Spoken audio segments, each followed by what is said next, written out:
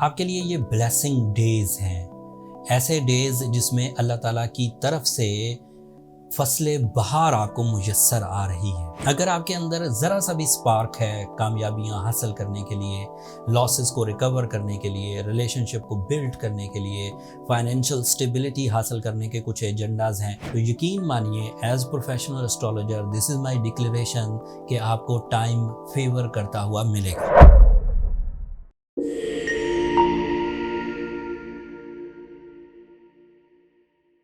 अस्सलाम वालेकुम पाइसियंस, मैं हारिस अज़मी प्रोफेशनल एस्ट्रोलॉजर आपकी खिदमत में हाज़िर हूँ इस हफ्ते की एस्ट्रोलॉजिकल रिसर्चेस के साथ।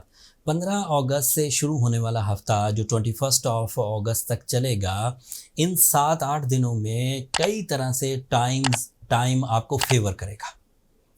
आपके लिए ये ब्लेसिंग डेज़ हैं, ऐसे डेज़ जिसमें अल्लाह ताला की तरफ से फसलें बहार आपको मुयस्सर आ रही है। अगर आपके अंदर ज़रा सा भी स्पार्क है कामयाबियां हासिल करने के लिए, लॉसेस को रिकवर करने के लिए, रिलेशनशिप को बिल्ड करने के लिए, फाइनेंशियल स्टेबिलिटी हासिल करने के कुछ एजेंडाज हैं, तो यकीन मानिए as professional astrologer this is my declaration कि आपको टाइम फेवर करता हुआ मिलेगा। जिन प्लैनेट्स की वजह से आपकी सलाहियतें फ्लरिश हो रही हैं, जिन प्लैनेट्स की वजह से आपके रिवॉर्ड्स इन्हेंस होने के चांसेस हैं, वो तफसील बयान करता हूँ। मार्स एक ताकतवर प्लैनेट है जो 2 साल के बाद एक दफ़ा आपके 7th एंगल पर से गुजरता है। वो इस वक्त 7th एंगल पर से ट्रांजिट कर रहा है। इसकी वजह से आपको 4 बड़े फ़ायदे एक्सपेक्टेड हैं। 7th एंगल पर मार्स फ्रेंडली होता है और इसकी वजह से आप अपने रिलेशनशिप अचीवमेंट्स, आप अपने जज्बाती कैफियत को बढ़ता हुआ, आप अपनी बिजनेस पार्टनरशिप अचीवमेंट्स, आप अपनी कंपटीशंस एंड नॉलेज में इजाफा देखेंगे। ये एक फ़ायदा है। दूसरा फ़ायदा, ये आपके 2nd एंगल का रिप्रेजेंटेटिव है। जब भी कभी ये किसी अच्छे एंगल से गुजरता है, इससे फाइनेंस बेहतर होते हैं, इससे ज़रूरतें पूरी होती हैं, ख्वाहिशें पूरी होने के बेस बन जाते हैं। इसकी वजह से सोर्स ऑफ इनकम डेवलपमेंट्स आती हैं, इसकी वजह से नए कारोबार के आगाज़ के चांसेस मिलते हैं एंड इसी की वजह से ह्यूमन नेचर में आगे बढ़ने का जज्बा पैदा होता है। ये दूसरा एडवांटेज था। तीसरा एडवांटेज ये है कि ये लोकल लेवल की शख्सियात को इंटरनेशनल लेवल पर, लोकल लेवल के बिजनेसेस को बैनुल-अक़वामी लेवल पर, लोकल लेवल की तालीम को इंटरनेशनल तालीम के लेवल पर लेकर जाता है।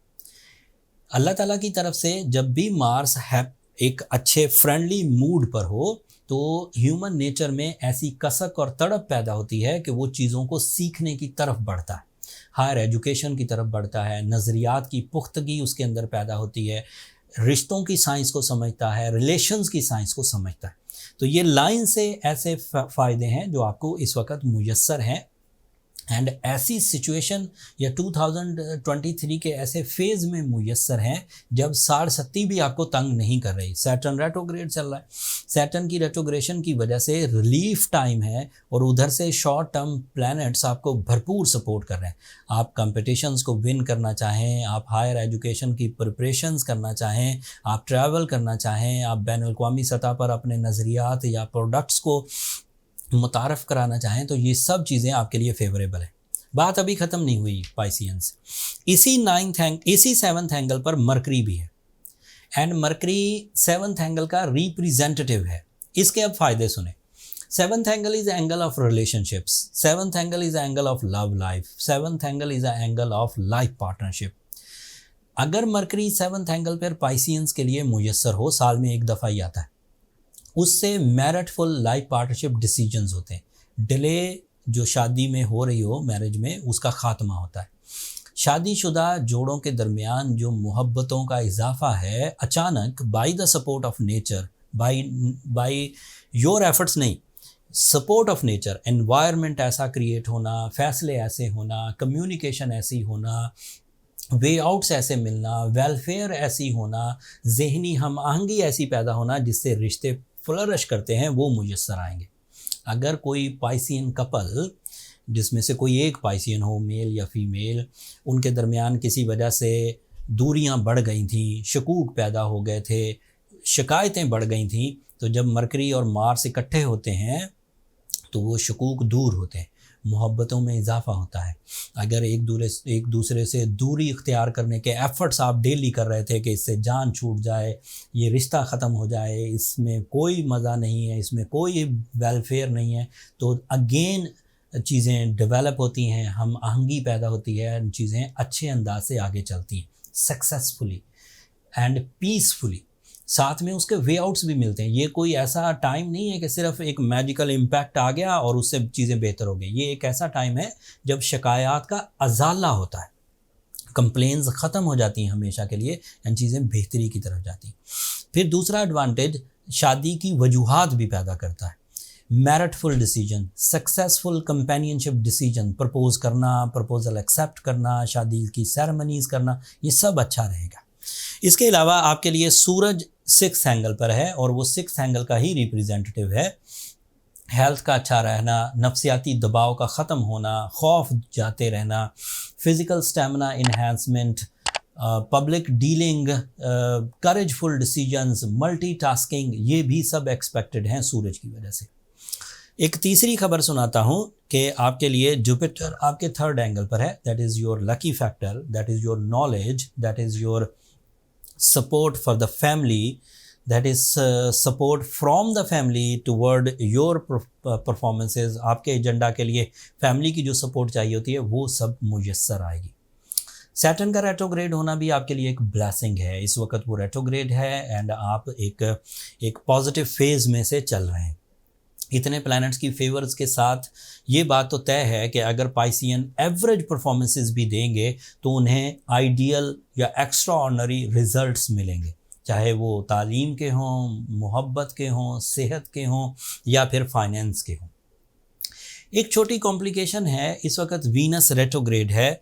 इस वक्त वीनस की रेट्रोग्रेशन आपके लिए आपके 6th एंगल पर है। वीनस की रेट्रोग्रेशन अमूमी तौर पर माइंड को जज्बात से खाली कर देती है, मोहब्बत के जज्बात से।